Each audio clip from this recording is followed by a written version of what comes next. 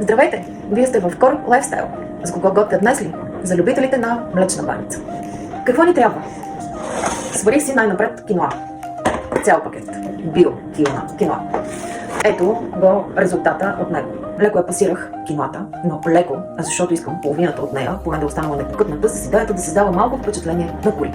Първото нещо, което направих добавих вътре в нея 2 лъжички кокосово масло, докато беше още топла киноата, да може хубаво да абсорбира мазнината. Продължаваме с какво? С яйца, еритритол и малко сол. 3 яйца, които мисля да разбъркам с малко сол, защото нямам желание да ползвам сирене. Ако вие толкова имате предпочитание към сиренето и искате тази баница да бъде с сирене, нещо, което мога да ви препоръчаме, ползвайте овче сирене. Въобще избягвайте кравето. Продължаваме с една щипка сол. Още малко за всеки случай, защото не съм ви споменала, но солта не е обикновена сол, това е каменна сол. Тази каменна сол, ако искате, може да я подмените и с морска сол. Така, понеже аз продължавам да имам проблем с еритритола и никога не мога да преценя колко точно да сложа, какво реших?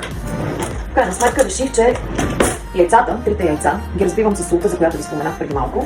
А другото нещо, което правя отделно върху киноата, слагам няколко лъжички еритритол. Съветвам вие да направите същото, защото в крайна сметка, като опитам накрая киноата, преценявам дали това е достатъчно количество заместител на захар или не. Проблема е, че аз съм навие с суровите яйца и не бих пробвала киноата, ако сложа предварително 3 яйца вътре. Аз сложих някъде около 5 супени лъжици еритритол. Ако мислите, че за вас това е прекалено сладко, намалете ги малко. Направете го наистина по ваш вкус. Другото нещо, за което исках да ви кажа. Сложила съм вътре кокосово масло не на празно. Вариантите, които може да избирате в чистата противовъзпалителна кухня, са 2. Или да ползвате кокосово масло, или кхи масло. Сега за загряване до 180 градуса, т.е. когато аз готвя, предпочитам наистина то да бъде до 180 градуса и да използвам кокосовото масло.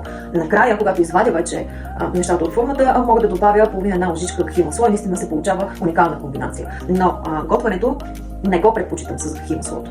Днес правя абсолютно същото нещо. Сложила съм вътре някъде около 2 супени лъжици кокосово масло, което ви казах, че беше предварително вече разтопено от самата топла киноа и което ми напомня, включете си фурната на 170 градуса. Така, а ние продължаваме с добавяне вече на 3 яйца, разбити предварително с соса.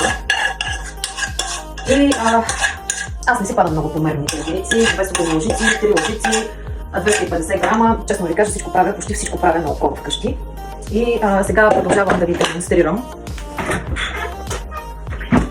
С какво? С прясното мляко, което останах да добавя. То е без захар. Може да си изберете. Сега не рекламирам, обяснявам с идеята по-бързичко да си ги намерите или доставите. Това си го купувам от zelen.bg. Ето това си купих от Зоя.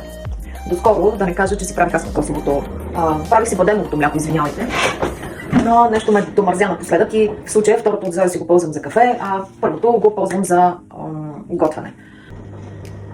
Обилно поливате, представа си нямам колко, за моята тавичка така хубавичко полях отгоре, най-като да няма. Разбърквате. Така вие ако решите, може да си добавите и не само еритритол, или да заместите еритритола с мед, например. Кашичката вече е готова. Какво си добавям аз, което в принцип стандартната млечна баница със сигурност няма.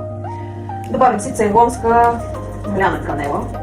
Просто 5-6 ореха, които едро смелени, ще ви сложа също вътре. В крайна сметка това е млечната баница, както видяхте, без кори, без глутен, без излишни мазнини. На всичкото отгоре даже не съм ползвала и сирене. Тоест абсолютно изчистен вариант, който със сигурност е противовъзпалителен за организма.